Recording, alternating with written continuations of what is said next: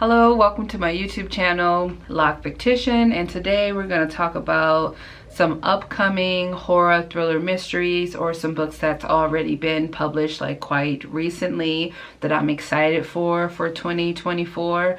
This is not a list of like every book or everything I'm wishing to read this year. It's just some things I wanted to talk about. I also want to say that some of these books I got recommended from the podcast called Heaux support group. I'll put that link in the description box below. And also just some other, if I heard someone else say it, I will go ahead and put that in the description box below as well. I put some room right here so that I can put the like picture of the books there as well. So you're gonna see me looking at my computer because I wrote a bunch of stuff down and like kind of in the order that I wanted it to go. So I'll go ahead and start with the first book. So first up, we have a book called Butler by Asako Yuzi. This is a book that is about a female gourmet cook and a serial killer and the journalist's intent on cracking her case, and it's inspired by a true story by a con artist and a serial killer who is known as the Kankatsu Killer.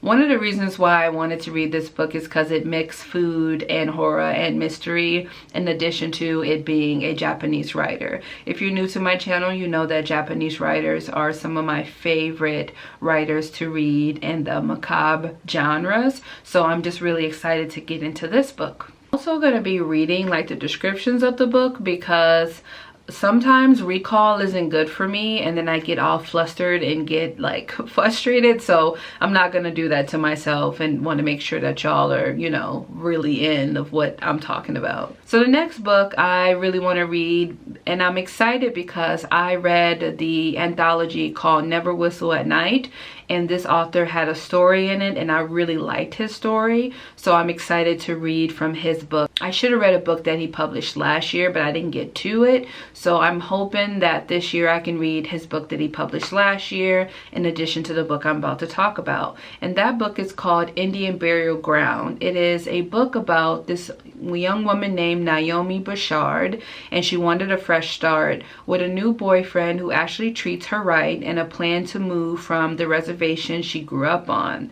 Just like her beloved Uncle Louis before her, things are finally looking up for her. But her boyfriend passed away and she is being like, I don't know, everything is not adding up to how my boyfriend passed away. So then her Uncle Louis returns back to the reservation and he comes with a past full of secrets and horror of what might be the key in determining what happened to her boyfriend. So now she's trying to figure out if it's best for some secrets to remain buried. So I'm excited to read that book, and it comes out April 16th, and I think that you should see this video on April 15th. So tomorrow go ahead and get that book. And as I'm speaking right now, there's a giveaway on Goodreads, but by the time this video comes out, that giveaway will be gone. The next book I'm going to talk about is by an author that a lot of people have read for Blackoween. She published a book called When No One Is Watching. She's also very famous for her historical romances, and she's recently been trying that thriller mystery bag. She has a book that's coming out called One of Us Knows, and it's a thriller by Alyssa Cole. And this is years after a breakdown in a diagnosis of dissociative identity disorder. I'm going to pause there because I get upset when the words or the correct words aren't used all the time, even though I also mess up words. So I'm excited that she wrote DID, which is dissociative identity disorder, instead of multiple personality disorder, which is what we do not use anymore. Years after a breakdown in a diagnosis of DID derailed her historical preservationist career, Kenetria Nash and her alters have been given a second chance they can't refuse, a position as resident caretaker of a historic home. Having been dormant for years, Ken has no idea what led them to this isolated Hudson River island, but she's determined not to ruin their opportunity. Then a surprise visit from the Home Conservation Trust just as nor'easter bears down on the island's disrupt her newfound life, leaving Ken trapped with a group of possibly dangerous strangers, including the man who brought her life tumbling down years earlier. When he turns up dead, Ken is the prime suspect. Caught in a web of secrets in a race against time, Ken and her alters must band together to prove they're innocent and discover the truth of Kavanaugh's Island and their own past, or they risk losing not only their future but their life. So I'm always interested in authors who try to get into the mental health realm, because sometimes it seems sensationalized and seems overdone and very not done with care of people who is actually living with DID. So as a therapist, I'm excited to see this. And if this is a book you want me to do a therapist reaction video on, definitely let me know and I can do that. Now on May 14th, this is also a book I'm about to talk about now. It's also a book that has a giveaway on Goodreads, and there's 30 days left on this giveaway. So My Darling Dreadful Thing. This book is written by Johanna Van Veen, and in a world where the dead can walk amongst us, what is truly real? Alright, so Ross Beckman has a spirit companion only she can see, Ruth. Strange, corpse-like, and dead for centuries, is the only good thing in Ross' life, which is filled with sordid backroom seances organized by her mother. That is, until wealthy young widow Agnes Snope attends one of these seances and asks Ruth to come live with her at the crumbling estate she inherited upon the death of her husband. The manner is unsettling, but the attraction between Ruth and Agnes is palpable. So how does someone end up dead? Ruth is caught red-handed, but she claims a spirit is the culprit. Dr. Montague, a psychologist tasked with finding out whether Ross can be considered mentally fit to stand trial. I had to do some work like that, so now I'm really intrigued. Suspects she created an elaborate fantasy to protect her from what really happened. But Ruth knows spirits are real. She loved one of them. She'll have to prove her innocent and her sanity or lose everything. I think reacting to My Darling Dreadful and Alyssa Cole's One of Us Knows would be a really good pairing. That's just something I'm thinking of. I'll keep that as a video idea in my mind. A book that's coming out on August 13th is called The Society of Lies. Lauren Ling Brown, that is the author.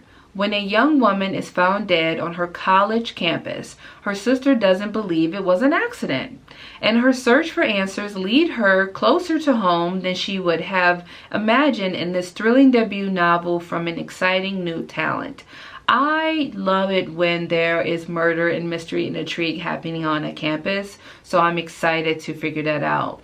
So we find out that Maya can't wait to return to Princeton for reunions. It's been a decade since she's graduated, but she is looking forward to seeing old faces and reminiscing about her college days.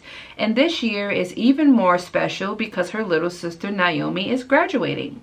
But what have been a dream weekend becomes Maya's worst nightmare when she gets a call no one ever wants. Naomi is unfortunately dead. The police are saying it's an accident, but Maya suspects there is more to the story than they are letting on. I mean, anyone would think that if their sibling just comes up dead and it's a sibling that they love and cherish, and they're like, wait a minute, what's going on? As Maya pieces together the months leading up to her sister's death, she starts to realize how much Naomi hid from her. Okay, some secrets, I'm liking it. Naomi had joined Sterling Club, the most exclusive social club on campus, the same one Maya belonged to, despite Maya's warnings. And if she had to guess, she'd say Naomi was also tapped for the secret society within it. So I love that. The Society of Lies, the title of this book, really lends to what the story is going to be about, and I like that, so I'm excited for that one. There's a book by an author who I see all around BookTube. I see this man's name all around BookTube, but I've never read any of his books, so I said, let me try to read it. It's also 288 pages, so I'm gonna try to get into it. It comes out June 11th and it's called Horror Movie by Paul Tremblay. In 1993, a group of young guerrilla filmmakers spent 4 weeks making Horror Movie, a notorious, disturbing art house horror flick. The weird part, only 3 of the film scenes were ever released to the public, but Horror Movie has nevertheless grown a rabid fan base. 3 decades later, Hollywood is pushing for a debut budget reboot. The man who played the thin kid is the only surviving cast member. He remembers all too well the secrets buried within the original screenplay, the bizarre events of the filming, and the dangerous cross lines on set that resulted in tragedy. As memories flood back in, the boundaries between reality and film, past and present, start to blur.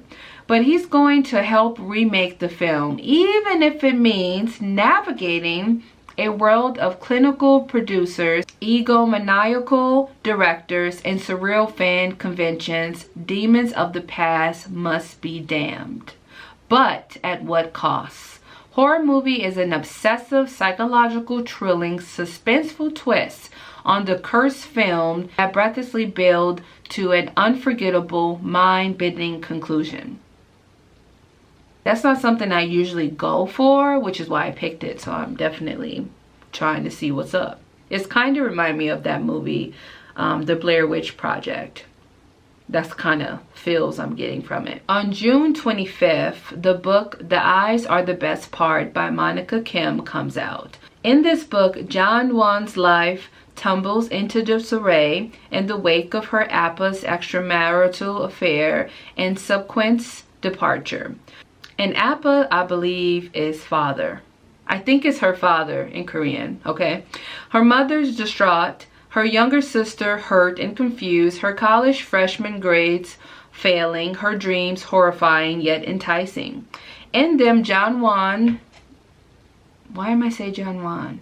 Ji-won, I think that's how you say it. Ji-won walks through bloody rooms full of eyes, succulent blue eyes, salivatingly blue eyes, eyes the same shape and shape as George, who is Amma's obnoxious new boyfriend. George has already overstayed his welcome in her family catastrophic apartment. He brings about his puffed up consulting job, oogles Asian waitresses while dining out, rude, and acts condescendingly towards Ji-won and her sister as if he deserved all Amma's fawning adoration. No, George doesn't deserve anything from her family. Ji-won's will make sure of that.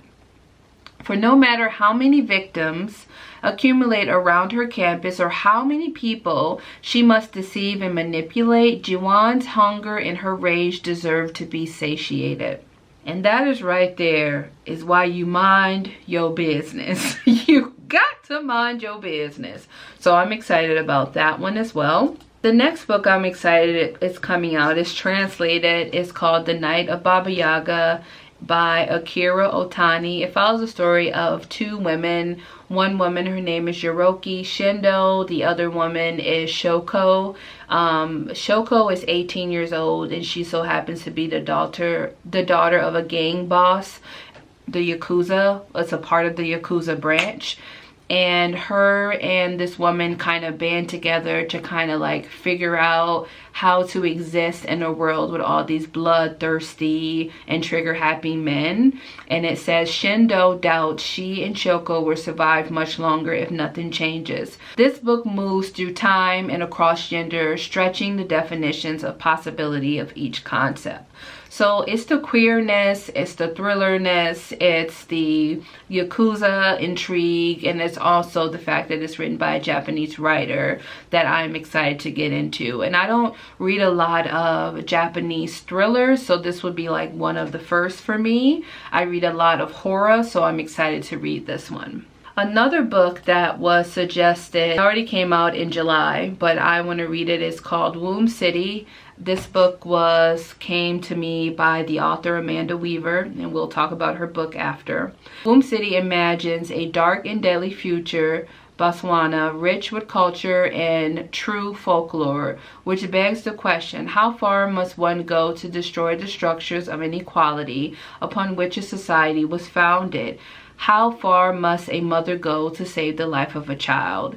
I love a book that talks about a little bit of anarchy and shaking things up. And this is a science fiction horror dystopian novel, and I can't wait to read it as well. So now we're going to talk about Amanda Weaver, who's also known as Amanda Ross, but her pen name now is Amanda B. Weaver. This book is called No One's Gonna Take Her Soul Away. I had the pleasure of reading this book already as a beta reader, I think I was, or I forget what those titles are. I always forget them. But I'll read to you what it's about. Seraphia Gal is dead. What's worse is she's in pandemonium, cast down to the worst part of this hellscape by a terrifying mercurial goddess who determines the fate of every being. Seraphia, I'm always saying character's name, but I think it's I'm gonna put the title and just say she, because I don't want to keep butchering this character's name. She knows she doesn't belong in Pandemonia, so she plans to escape, confront the goddess, and returns across the veil, back to the land of the living to find the person responsible for her death. But the journey is treacherous. She must travel the path of the damned, following it through every part of Pandemonia to make it to the goddess's seat of power. Along the way, she meets an irritable yet caring vampire whose touch soothes Seraphia's broken heart. Seriously, hands down, my favorite character in the whole book. I just had to say that. So this guy, he's a charismatic werewolf nursing a betrayal similar to hers, and a melancholic demon determined to get her freedom by any means necessary. Though she recruits them as allies on her quest for retribution, this is Pandemonium after all. Can all of them truly be trusted? Will she escape, or will she remain tortured for all eternity?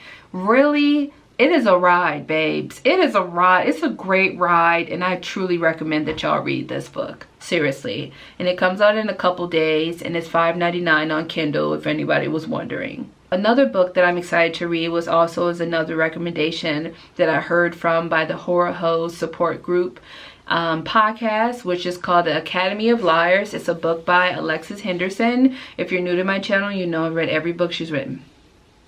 Every book she's written. When she writes, I'm sitting. Okay, I'm gonna sit seated. This is a horror gothic. So this is a student will find that the hardest lessons sometimes come across the classroom in this stunning dark academia novel from the acclaimed author of Year of the Witching and House of Hunger. Lyndon Carter's fine life is falling apart.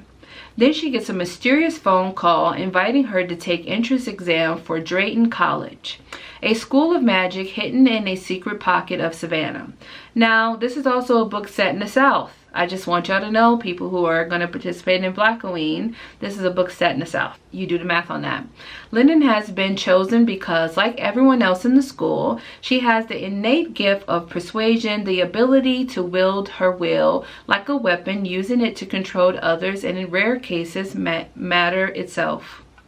After passing the test, Lyndon begins to learn how to master her devastating and unsettling power. But despite persuasion heavy toll on her body and mind, she is wholly captivated by studies by Drayton's lush, moss-draped campus and by her brilliant classmate. So I'm going to pause there. What I really like about just authors' ability to write and craft things is to make sure things make sense.